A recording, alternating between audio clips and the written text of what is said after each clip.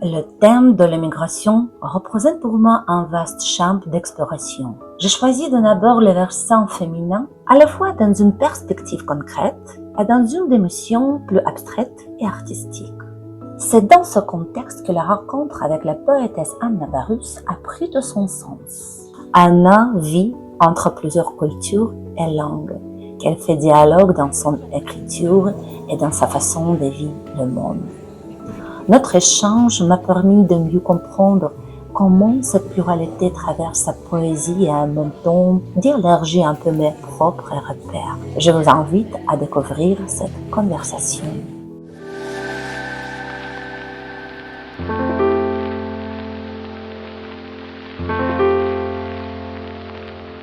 Anna, je te remercie pour cette possibilité de parler avec toi. Je commence toujours mes entretiens par la question la plus essentielle. Comment vis-tu aujourd'hui?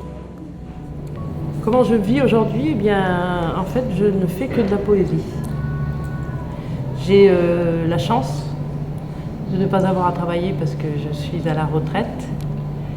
Et donc, ça me laisse du temps pour eh bien, justement écrire et aussi partager ce que je fais. Parce qu'on peut passer beaucoup de temps à écrire et c'est aussi très intéressant de partager les mots se partagent. Tu as vécu dans plusieurs pays, en Argentine, au Togo, au Sénégal, en Espagne. Qu'est-ce que ces lieux ont laissé en toi? Chaque lieu que tu as cité sont très importants et très différents. Parce que le premier, l'Argentine, c'est un lieu où j'habitais quand j'étais enfant. Donc ça s'est imprégné d'une certaine manière, de manière beaucoup plus forte que les autres pays, parce que j'étais déjà plus âgée, enfin plus grande, quoi. Et donc l'Argentine, avec la langue, l'espagnol, c'est quelque chose de très important pour moi. Ça fait partie de ma personnalité, ça fait partie de ma culture, la culture argentine, la manière de parler, tout ça. L'espagnol, c'est une langue maternelle, parce qu'il n'y avait pas d'école française. Donc j'ai parlé espagnol directement dès l'âge de 5 ans. Et j'ai appris à lire, à écrire, à compter en espagnol. Et même l'hymne national argentin, je le savais. Donc voilà, donc l'Argentine, c'est vraiment, et l'espagnol, c'est la langue de l'affect, quoi, de tout ce qui est émotionnel. Je reviendrai dessus sur l'espagnol par rapport à la poésie. Le deuxième pays que tu as cité, c'est l'Afrique. J'ai habité 12 ans, enfin c'est pas un pays, c'est un continent, soyons précis. Donc j'ai habité 6 ans au Togo, 6 ans au Sénégal, et avant j'ai habité à La Réunion, dans l'océan Indien, donc même si c'est une île française, on est bien d'accord. Donc les deux pays africains, le Togo et le Sénégal, 12 ans à la suite, eh bien ça a modifié ma manière de voir le monde. On ne sort pas indemne, j'allais dire. On ne revient pas d'un pays dans lequel, que ce soit le Togo ou le Sénégal, sans qu'il nous ait donné quelque chose, et nous on lui a donné également quelque chose. On est des éponges en fait. Et donc il y a une manière de sentir, il y a une manière de manger, il y a une manière de parler, il y a une manière de se mettre en relation qui appartiennent à chaque culture, à chaque pays, et d'une certaine manière on se l'approprie. Tout simplement parce qu'il faut qu'on rentre dans ce pays, sinon on ne peut pas vivre.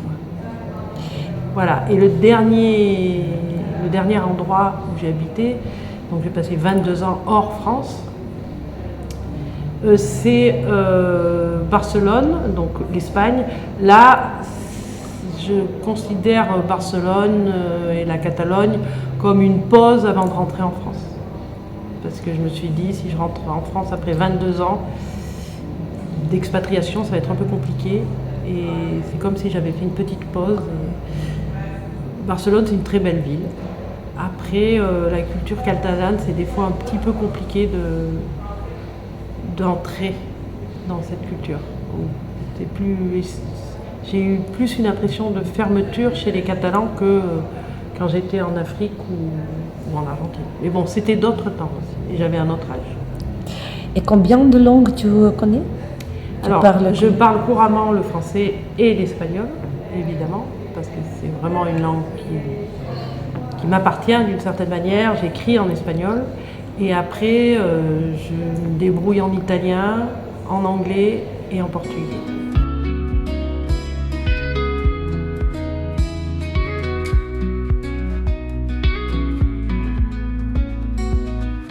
Je parle en français et quand je m'exprime en français et je m'adresse à des Français, à des éditeurs français, je m'adresse, il y a une partie de moi qui se plie à un format et une manière d'être française. Et il y a une partie de moi qui n'apparaît pas. Et cette partie-là, elle n'apparaît qu'en espagnol. Et donc, d'une certaine manière, je cache une partie de moi quand je suis en français. Et quand je lis en espagnol, ou quand j'écris en espagnol, l'autre partie apparaît et on dit « Ah, tiens !» Et c'est très important parce que, d'une certaine manière, je suis obligée de la... Comme je suis en France, on ne me comprend pas. On ne peut pas comprendre. Il n'y a que des latino-américains ou des latino-américaines, parce qu'en plus, ce n'est pas un espagnol d'Espagne, moi, c'est un espagnol d'Amérique latine, qui tout d'un coup perçoit ça et me dit « Mais tu es d'où ?» Je dis « Je suis française. » Il dit « Ah bon ?» Et en fait, on n'arrive plus à me situer en espagnol. En français, oui, je peux faire semblant d'être d'une certaine manière. Je ne renie pas ma culture française, au contraire, je trouve que c'est très très enrichissant et c'est merveilleux d'être assis entre deux cultures qui apportent énormément, que ce soit Jules Verne, Victor Hugo ou peu importe. Je dis Jules Verne parce que je viens d'écouter une émission, bref. Mais il y a une partie, le côté latino-américain, il est là, quoi. Il est en suspens. Et il s'exprime quand j'arrive, évidemment, en Amérique du Sud. Et quand je suis en Amérique du Sud, les gens sont fascinés aussi parce qu'ils n'arrivent pas non plus, ils se disent, mais elle est latino, mais elle a un côté qui n'est pas latino. Donc c'est intéressant, c'est intéressant. Mais on est entre deux cultures, quoi, voilà. On flotte, c'est du métissage. Sauf que c'est pas un métissage qui se voit, c'est un métissage à l'intérieur. Et du coup, on comprend tous les métis. On dit ah oui, d'accord. Sauf qu'il y en a qui ça se voit au niveau de la peau, quoi, ça se voit au niveau des visages, et on les comprend intérieurement. Parce que moi aussi, je suis métisse, quoi. Et j'ai non seulement l'Amérique du Sud espagnole, mais après, quelque part, j'ai l'Afrique aussi, quoi.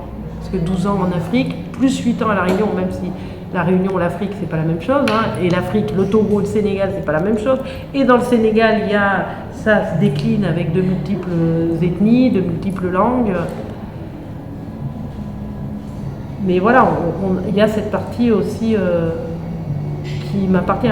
C'est-à-dire, je vais lire un auteur, là, j'adore Mohamed Bougar Sarr.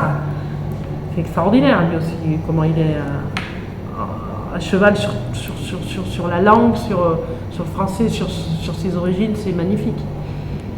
Pour ne citer que lui, parce qu'il y en a plein d'autres, des métis, qui apparaissent comme ça, tac. Et c'est très très riche, très très très riche. Donc voilà, mon rapport aux deux langues, c'est des rapports affectifs de toute manière. La poésie, c'est de l'émotion en fait. On ne fait que parler de ce qu'on ressent à travers un verre. Ok, mais c'est de l'eau, donc c'est de la lumière, c'est de la transparence, et tout ça nous parle, quoi. Et c'est l'origine du monde, et on peut pleurer. Et c'est des larmes aussi. Tout est question de comment on le perçoit à ce moment-là. Et ça peut changer. Quel métier vous êtes ? Alors moi j'ai exercé pendant 22 ans, j'étais professeur d'espagnol, évidemment. Et donc j'ai exercé 8 ans à La Réunion, 12 ans au Togo. Voilà. J'ai exercé toute ma carrière, je l'ai faite hors France. Je n'ai pas travaillé en France.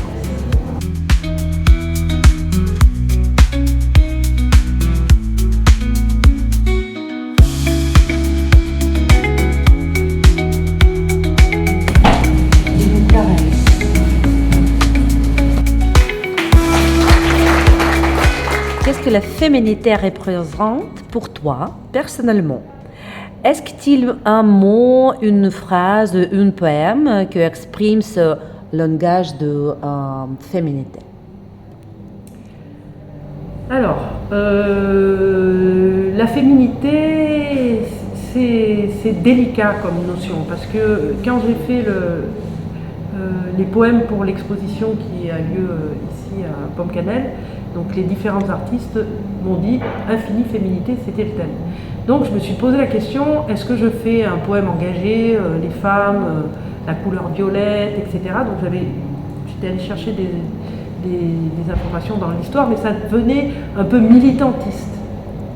Et le militantisme, c'est bien, parce qu'il faut s'engager. En même temps, quand on est dans la poésie, si c'est trop militant, des fois on perd la tension du poème. Donc je me suis dit, je me suis laissée porter par ce que je voyais. Et il y avait beaucoup de corps représentés. Il y avait de la souffrance aussi dans ces corps. Il y avait de la joie, il y avait de la couleur. Et donc je me suis laissée porter par cette féminité qui apparaissait dans les différents tableaux qui sont exposés ici. Et donc voilà, ça c'est par rapport à la féminité de cette exposition. Vis-à-vis de moi-même, je pense que la féminité, elle s'exprime dans l'amour qu'on a de soi et de son corps et de soi et de son corps et de soi-même. Mais bon, soi-même c'est aussi spirituel, évidemment. Et il y a, pour moi aussi, la féminité, c'est un partage, le mot qu'utilisent les jeunes, la sororité. C'est-à-dire qu'il y a une reconnaissance chez l'autre, et en l'occurrence l'autre femme, des choses qui nous sont communes. Et donc une solidarité intuitive, on va dire, qui parfois peut être aussi ressentie avec certains hommes. Parce qu'il y a des hommes qui ont cette part de féminité. Tous les hommes ne sont pas des grosses brutes épaisses. Et voilà, c'est une sensation et quelque chose de très fin, la féminité pour moi, de très très délicat, qui s'exprime et qui s'exprime corporellement. Donc mes mots vont venir, je vais en tout cas essayer que les mots et les phrases aient une corporéité quand je parle de la femme et du corps de la femme.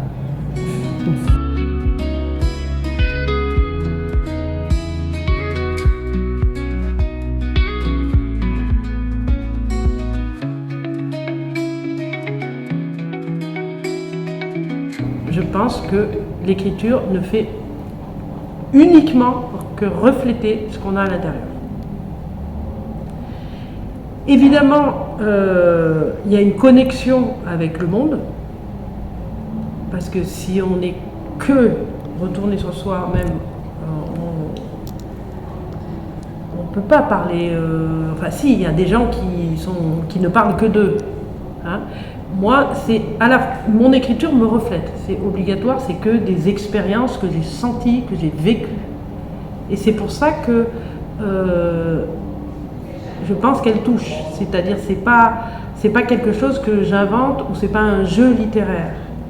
C'est vraiment, je travaille l'écriture à partir d'une émotion ou, par exemple, les photos, dans le dernier, on m'a proposé une série de photos et j'ai vu les photos. C'était que des photos sur l'eau, la rivière et le soleil et la lumière. Et donc je me suis imprégnée de ces photos et j'ai plongé dedans. Donc c'est à la fois, pour revenir à ta question, c'est à la fois quelque chose qui est complètement intime et en même temps c'est mon rapport au monde qui transparaît à travers mes poèmes. Et voilà, j'essaie que, je ne veux pas que ça soit universel, d'accord, mais automatiquement on va parler de la mort, de l'amitié et de l'amour. C'est fondamental. On ne peut parler que de ça d'une certaine manière, mais à travers les images.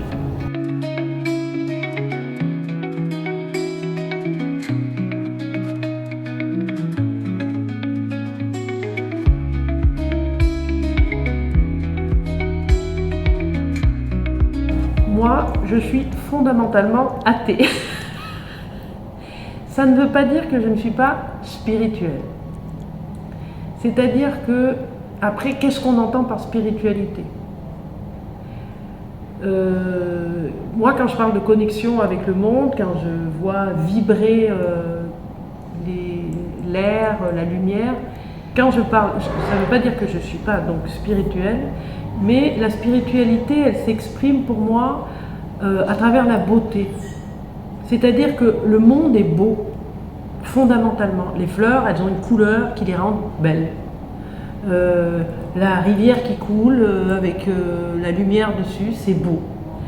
Et c'est ça que j'essaie de rendre d'une certaine manière, et je vibre avec ça en fait. C'est ça qui me fait vibrer. Alors évidemment, il y a aussi tous les malheurs du monde, c'est-à-dire on n'est pas non plus dans un monde où tout va bien. Et je ne peux pas l'oublier. Mais je pense que je ne vais pas parler que de la mort, de la guerre et de la souffrance. Ce qui m'intéresse, c'est ok, je peux en parler, et en même temps c'est très compliqué parce que comment rendre cette souffrance belle, mais pas belle? C'est pas la beauté en fait dans la souffrance qui m'intéresse, c'est l'émotion. Et pour rendre cette émotion, il va falloir que je touche quelque chose à un autre niveau. Voilà.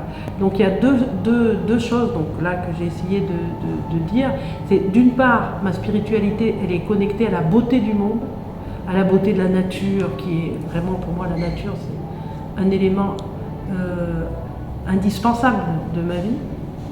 Le vert des feuilles, les animaux, j'aime les bêtes, quoi. J'adore les animaux, je suis fascinée par les animaux, par les rouges-gorges, par les merles, Et donc il y a ce côté-là, la beauté du monde, donc, qu'on ne peut rendre que par la beauté, donc la beauté des mots. Et après, la souffrance, la perte, la mort, la douleur, et ça existe aussi, et donc je les vis et je vais les retransmettre aussi. Alors, en général, quand je parle de choses tristes, j'écris en pleurant. Et si je n'écris pas en pleurant, le poème est moins beau, d'une certaine manière. Il est moins touchant. Et donc c'est toujours un processus quand même qui n'est pas si paisible que ça. Il est parfois douloureux. Mais il faut bien que je me mette à la place des gens qui souffrent, sinon je ne peux pas comprendre. Donc voilà, la beauté et la douleur du monde. Ça, c'est donc le Sud du monde qui a été publié donc, par les éditions d'Improbable, mais les éditions d'Improbable, malheureusement, ont fait faillite. Avec des photographies de Agathe Ricard, qui est ma fille. Donc voilà, l'Improbable 2024, Agathe Ricard. Donc, le livre n'est pas relié, il est dans un coffret et on a Maman merveilleuse. Waouh! Donc ça c'est Bosque Panama, donc forêt Panama. Pareil, espagnol, français.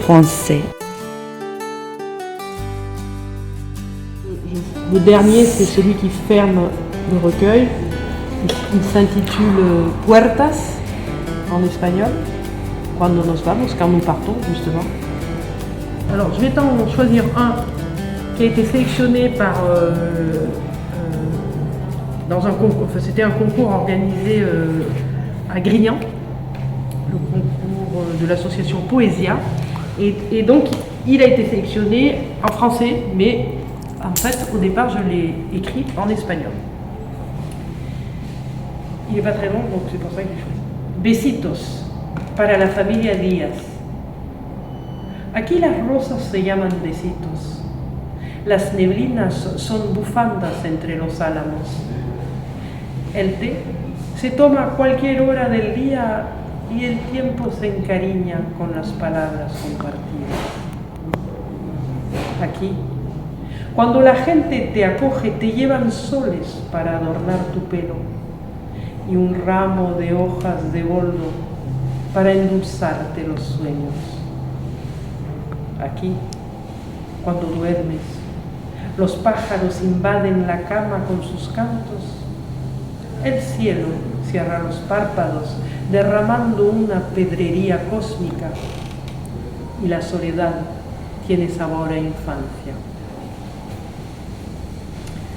Valparaíso, Chili, pour la famille Diaz. Ici, les roses ont le nom des baisers. Les brumes sont des écharpes entre les peupliers.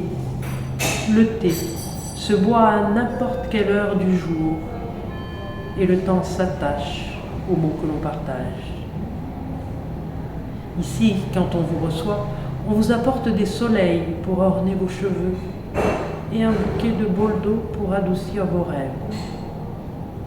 Ici, quand on s'endort, les oiseaux envahissent le lit avec leurs chants. Le ciel ferme ses paupières de diamant et la solitude a le goût de l'enfance.